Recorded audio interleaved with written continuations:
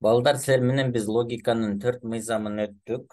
Аларды күндө кайталашыңар керек. Анан бүгүн түшүнүктөр. Логикада түшүнүктөр бар. Түшүнүктөрдөн кийин билдирүүлөрдү үйрөнөбүз. Ой жүгүртүүнүн бир ой жүгүртүүнүн структурасын, анан жыйынтык чыгарууну карайбыз да.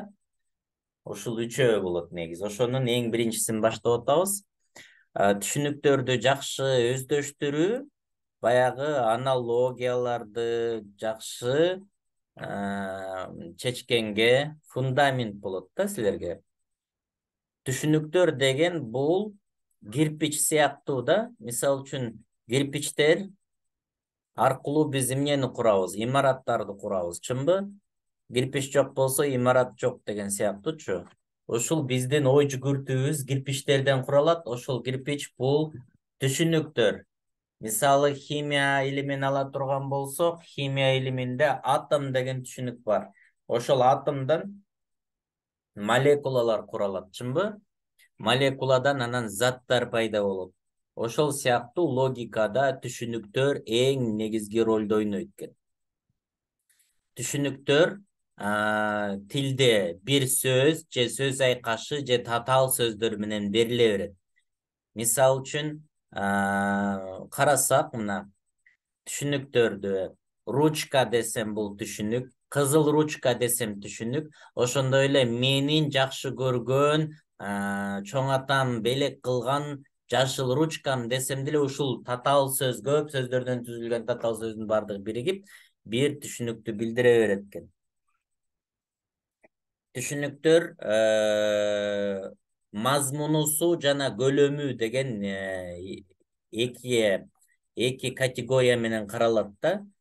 Мазмунусу, көлөмү. Мазмуну дегенибиз кандай маанини өзүнө камтып турат. Мисалы үчүн азыр жакшы көрөбүз муну. Көлөмү дегенде көлөмү боюнча 3кө бөлүнөт балдар. Карагыла. Жалгыз түшүнүк, жалпы түшүнүк, жеке түшүнүк. Жалгыз түшүнүк бир эле объект кирет жалгыз түшүнүккө. Мисалы Кыргыз Республикасынын биринчи президенти деген көрдүңөрбү? Чоң татаал сөздөн турса, бул бир эле. Кыргызстандын Борбор шаары, дүйнө жүзүндөгү эң чоң океан. Бул бир эле өзүнө объекти камтып турса, демек бул жалгыз түшүнүк болот экен.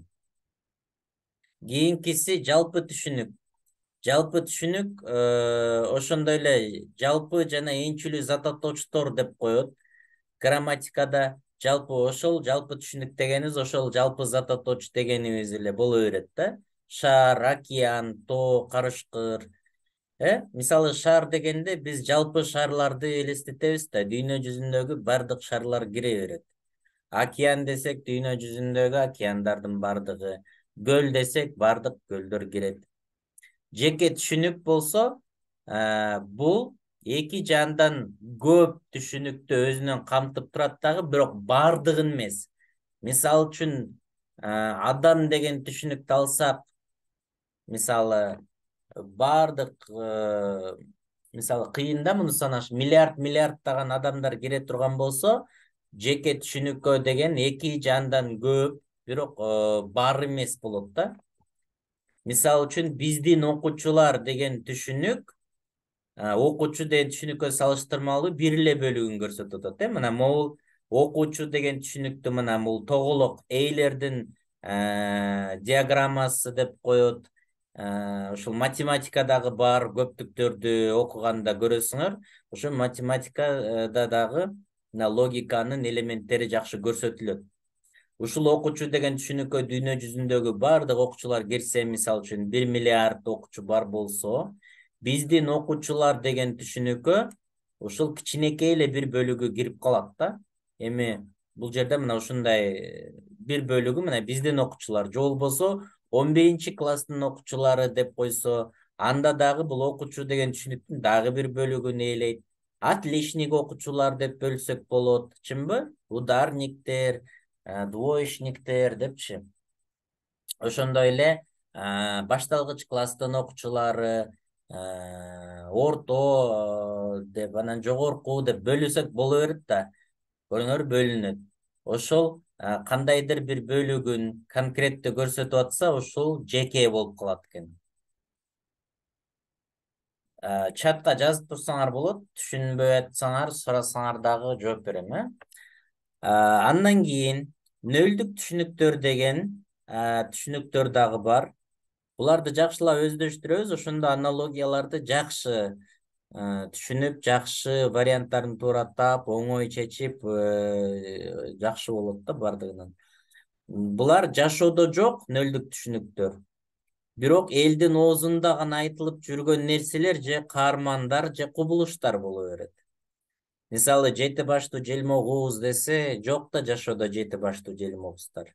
Чыпалак бала, Человек-паук, русалка, кентавр, аяз ата, булар жөн эле образ эле бар, жок негизи.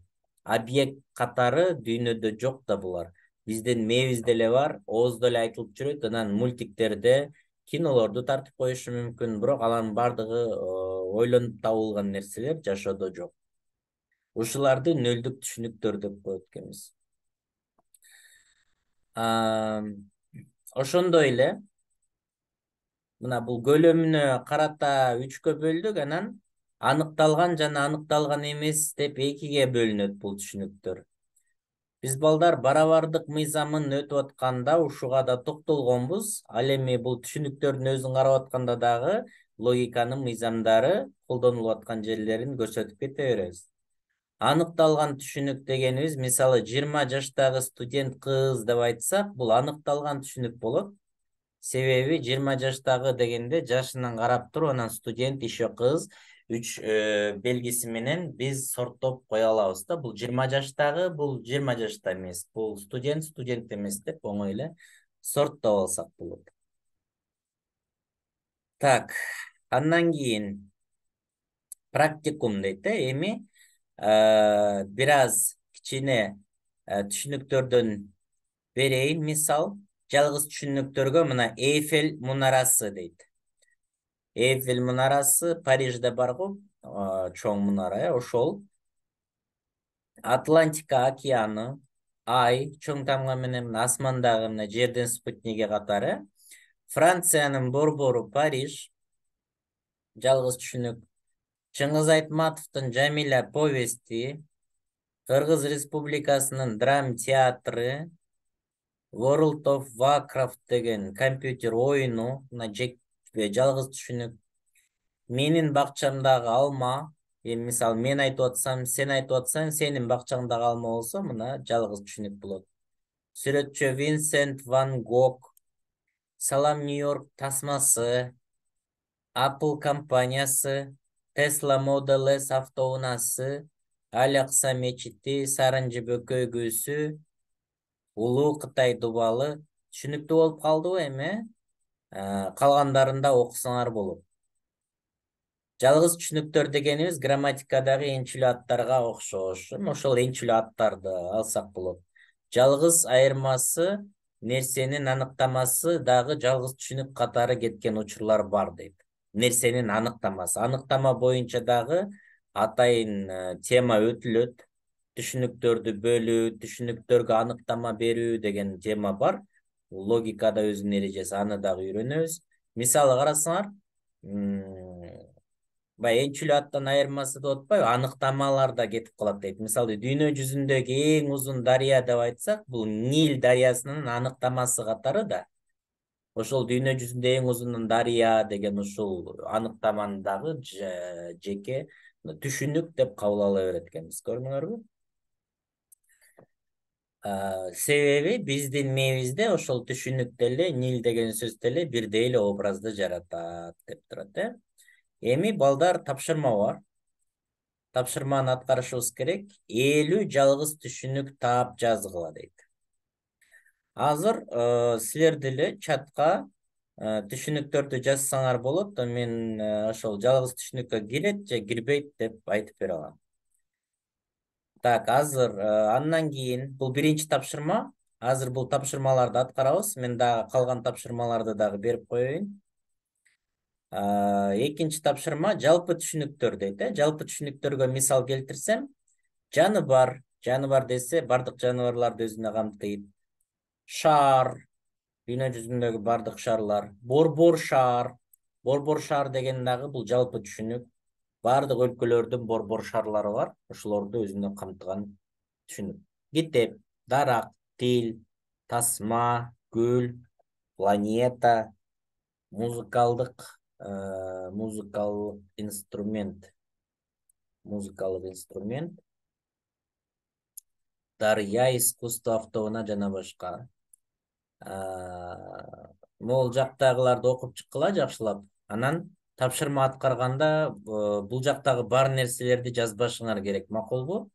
50 жалпы түшүнүк таап жазгыла. Отуруп алып ойлонушубуз керек эми.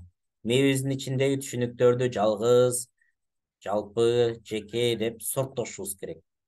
Бул ишти аткарбай турган болсоңор, логикалык ой жүгүртүңөр өнүкпөйт, аналогияларды жакшы түшүнө албайсыңар, демек жакшы балл ала албайсыңар деген сөз. Тапшырманы аткарышыбыз керек.